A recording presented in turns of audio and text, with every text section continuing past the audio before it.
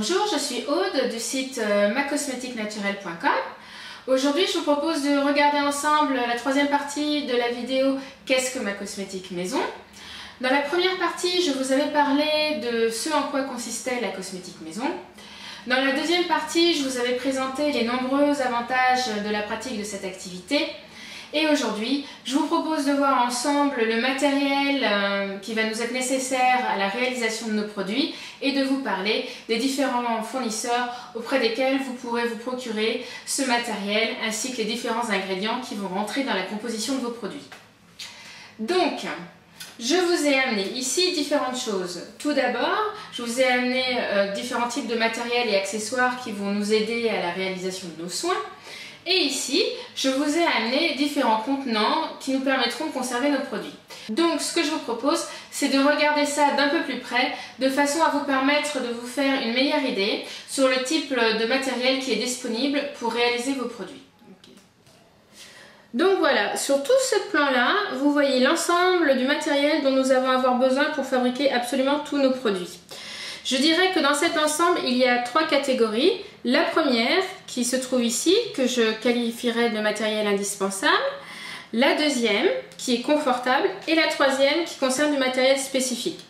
Alors tout d'abord, en ce qui concerne la première partie, je vais tout d'abord vous présenter le premier accessoire qui est absolument indispensable.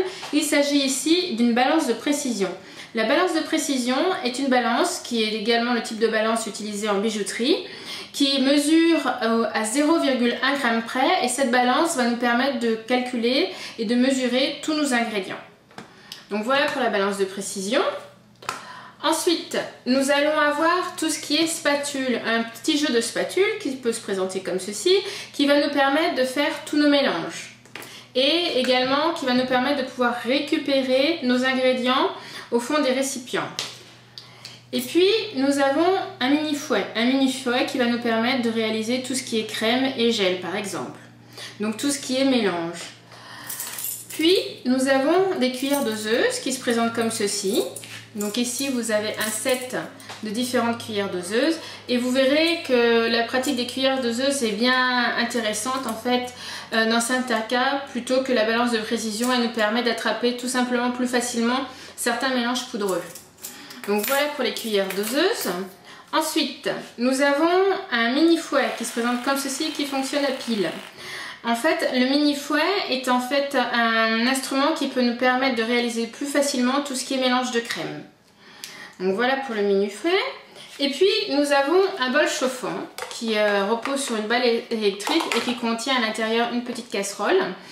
Et un bol chauffant est en fait le récipient qui va nous permettre de fabriquer tout ce qui est gel. Lorsqu'on voudra faire des mélanges à froid, on utilisera tout simplement la casserole toute seule. Et puis tout ce qui est crème ou baume, dans quel cas on aura besoin de ce bol chauffant. Et puis nous avons également ici un petit bol en verre qui en fait ne coûte rien du tout, puisqu'il s'agit de la récupération d'une crème dessert. En fait, vous verrez que ces petits bols en verre sont très pratiques pour réaliser certains mélanges. Donc ça, je le classe aussi dans les matériels indispensables. Et puis, vous allez ensuite avoir la deuxième catégorie de produits qui, je dirais, concerne le matériel confortable. Nous avons ici par exemple un petit entonnoir qui se présente comme ceci. C'est un mini entonnoir qui vous facilitera la vie pour faire tout ce qui est transfert de vos produits vers vos contenants. En l'occurrence, les entonnoirs peuvent être utilisés pour transférer tout ce qui est gel dans les bouteilles et ils peuvent être également utilisés pour transférer tout ce qui est mélange de sel de bain dans vos contenants. Donc voilà pour les petits entonnoirs. Vous avez aussi une autre façon de transférer les produits dans vos contenants grâce à cette petite pipette en fait qui se présente comme ceci. Donc vous voyez, c'est comme voilà, donc c'est comme ceci et ça vous permettra de transférer plus facilement tout ce qui est crème dans vos flacons. Donc voilà pour la petite pipette. Ensuite, pour tout ce qui concerne le nettoyage de vos produits, ça c'est les petits outils magiques parce qu'ils vous permettront de nettoyer plus facilement toutes vos petites bouteilles et vos petits flacons. Donc ça c'est aussi quelque chose qui peut être très intéressant. Pour les personnes qui préfèrent, plutôt que d'utiliser dans certains cas lors de la fabrication de produits liquides la balance de précision, eh bien vous pourrez également utiliser cette éprouvette qui se présente comme ceci. Et puis pour finir, nous avons du matériel que j'ai classé dans la catégorie de matériel spécifique. Ici, il s'agit d'un mortier, qui est en fait un accessoire qui nous permet de réaliser tout ce qui est maquillage et d'affiner les mélanges poudreux. C'est-à-dire qu'en l'occurrence, le mortier nous servira à la réalisation de produits tels que les ombres à paupières, par exemple. Donc voilà un petit peu pour vous donner toute une idée sur tout le type d'accessoires qui va nous aider à fabriquer nos produits. Maintenant, je vous propose de vous parler des types de contenants que l'on peut utiliser pour conserver nos produits. Alors, je vais commencer par vous présenter les contenants qui sont utilisés le plus couramment. Tout d'abord, vous avez tout ce qui est bouteilles. Les bouteilles transparentes comme ceci, qui vont vous permettre de réaliser tout ce qui est gel, gel pour le bain, gel pour le corps, et également tout ce qui est gel exfoliant et lait pour le corps. Donc voilà, vous avez également le même type de bouteille mais en format plus petit qui est bien plus pratique pour tout ce qui est voyage de courte durée ou encore pour ceux qui font du sport en salle, ça rentre plus facilement dans le sac, hein, donc c'est plus pratique ce petit format. Ensuite, vous avez des récipients qui peuvent être translucides, comme celui-ci, qui vous permet tout simplement, en fonction de vos goûts et de vos couleurs, de différencier différents types de produits. Puis vous avez également des contenants comme ceci qui peuvent être un peu plus design, qui peuvent contenir des crèmes par exemple. Dans la série de contenants un peu plus design également, vous pouvez avoir également le même type de flacon mais en format plus petit qui va vous permettre par exemple de réaliser des produits comme les sérums ou encore tout ce qui concerne les crèmes pour le contour des yeux. Et puis on va arriver sur le flaconnage spécifique au maquillage. Donc ici c'est un petit pot qui vous permet de conserver vos glosses, qui contient un petit applicateur et qui vous permet de mettre dans la partie basse le contenu de votre gloss. Et puis vous avez du matériel spécifique ici pour réaliser tout ce qui concerne les eyeliners. Donc de la même façon que le gloss, vous avez le petit contenant et vous avez un applicateur pour mettre votre eyeliner. Dans la même série, vous avez une petite flaconnette pour réaliser vos mascaras qui se présente également en deux parties. Donc voilà pour le mascara. Vous avez également un autre petit contenant pour faire votre eyeliner mais en plus grande quantité qui est également présenté avec la partie flacon et un applicateur. Il s'agit tout simplement d'un autre fournisseur. Vous avez également des tout petits tubes qui vont vous permettre de réaliser tout ce qui est baume pour les lèvres. Donc très pratique notamment en saison hivernale ou alors pour aller au ski ou alors en été également, c'est vrai, pour se protéger du soleil. Donc voilà pour tout ce qui est baume. Ici, il s'agit tout simplement d'un pot récupéré d'un ancien produit qui permet de réaliser des produits tels que les baumes pour le corps. Et là, vu l'importance du contenant, je vous assure que vous serez tranquille pendant un moment puisqu'il s'agit d'un pot de 500 ml. Donc voilà pour les pots. Vous avez également des pots de plus petite taille en verre comme ceci. Qui peut vous permettre également de conserver des baumes ou des masques ou d'autres types de produits. Et puis vous avez des pots qui peuvent avoir ce type de présentation qui sont généralement plus utilisés pour les crèmes pour le jour par exemple et qui sont un peu plus design. Donc voilà un petit peu pour vous donner une idée pour tout ce qui concerne les contenants qui peuvent être utilisés. Donc voilà, nous venons de voir ensemble tous les différents types de matériel et accessoires que nous pouvons utiliser pour la réalisation de nos soins. Donc je vous propose maintenant de vous parler des différents ingrédients que l'on peut utiliser pour composer nos produits. Je vous en ai d'ailleurs amené quelques-uns ici. En fait, les ingrédients peuvent se présenter sous différentes formes. Vous avez ici des toutes petites bouteilles, comme celle-ci, qui sont utilisées pour les huiles essentielles, ce sont donc des produits très concentrés. Vous avez des bouteilles de taille supérieure qui sont généralement utilisées pour tout ce qui est conservateur, donc sous forme liquide.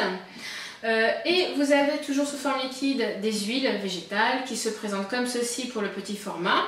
Et puis pour le grand format, comme ceci, quand vous utilisez souvent la même huile végétale. Vous avez également des beurres qui rentrent dans la composition des baumes. Vous avez également des ingrédients qui se présentent sous forme de granules qui vous permettent de fabriquer notamment des crèmes. Vous avez des actifs poudreux donc qui se présentent comme ceci. Ici j'ai de l'arrowroot qui rentre dans la composition de fond de teint par exemple, ou de baume pour éviter qu'il soit moins gras. Et ici, pour terminer, j'ai quelques micas qui sont en fait des colorants qui peuvent être utilisés pour soit colorer nos gels ou soit pour nous servir à faire des maquillages. Donc voilà un peu pour vous donner une idée de quelques ingrédients qui peuvent être utilisés pour fabriquer quelques produits. Alors, maintenant que nous avons vu tout le matériel et les ingrédients qui vont rentrer dans la composition de nos produits, la question qui reste en suspens, c'est où se procurer tous ces matériels et ces ingrédients.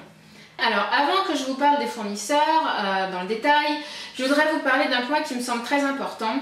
Il y a effectivement un piège dans lequel il faut absolument éviter de tomber.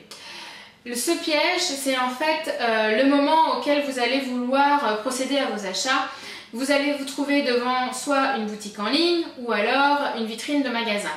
En général, ce sont des boutiques qui sont merveilleusement faites, où vous allez trouver une multitude de produits très bien présentés et qui vont vraiment vous donner envie d'acheter toute la boutique. Alors ça, c'est vraiment le piège dans lequel il faut absolument éviter de tomber. Parce que sinon, vous allez vous retrouver avec une panoplie de produits qui vont joncher au fin fond de votre armoire ou alors périmer au fin fond de votre frigidaire.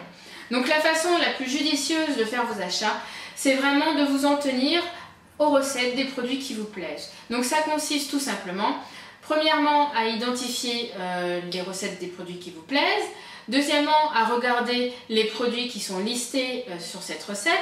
Et en fonction, à ce moment-là seulement, vous pouvez procéder à l'achat de vos ingrédients et du matériel qui va vous être nécessaire pour la réalisation de votre produit. Alors, en ce qui concerne les fournisseurs, personnellement, je dirais qu'il y en a trois principaux que j'utilise. Alors, le premier, qui est vraiment l'incontournable dans le secteur, il s'appelle Aromazone. Aromazone, c'est la véritable caserne d'Alibaba. Vous utiliserez vraiment une multitude de choses, qu'il s'agisse d'hydrolat, qu'il s'agisse d'huile végétale ou encore d'actifs. Vous utiliserez vraiment une multitude de choses. Je dirais d'ailleurs qu'il peut suffire à lui-même. Ensuite, il y a un autre fournisseur que j'utilise qui s'appelle Huile Essence. Huile Essence, en fait, comme son nom l'indique, c'est un fournisseur qui est notamment spécialisé dans les huiles, que ce soit des huiles végétales ou des huiles essentielles. Et il a la caractéristique de pouvoir permettre de se procurer de nombreuses huiles essentielles qui sont de nature biologique. Donc voilà pour ce deuxième fournisseur. Et enfin, il y a un troisième fournisseur que j'utilise qui s'appelle Bilby & Co. Bilby & Co, en fait, je dirais que c'est tout simplement un fournisseur qui est complémentaire aux deux précédents dont je viens vous parler, dans la mesure où on peut trouver des ingrédients complémentaires ou des contenants qui ont un design un petit peu différent. Donc voilà, cette vidéo touche maintenant à sa fin. J'espère qu'elle vous aura plu et surtout que cela vous aura permis de vous donner une meilleure idée sur ce qu'est la pratique de la cosmétique maison. Maintenant, pour les personnes qui ont envie de se lancer, je peux vous proposer deux options. La première, c'est de participer à des ateliers dont le principe est de pouvoir apprendre à créer son produit et puis à repartir avec. Et surtout, à repartir avec le savoir-faire qui vous permet de recréer à votre tour ce produit chez vous. La deuxième possibilité, qui s'adresse, je dirais, aux gens qui soit sont plus éloignés géographiquement ou alors qui préfèrent travailler en toute autonomie, eh bien c'est de tout simplement vous reporter à mon site www.macosmetiquenaturelle.com. Vous verrez que vous y trouverez des recettes qui sont accessibles en libre accès, ainsi que des vidéos qui sont payantes. Ces vidéos sont accompagnées d'un support de cours que vous pouvez imprimer et qui vous permet de réaliser plus facilement votre produit. Voilà, et bien écoutez, il ne me reste plus qu'à vous souhaiter une bonne fin de journée, à vous remercier pour votre visite. Je vous dis maintenant au revoir et à bientôt!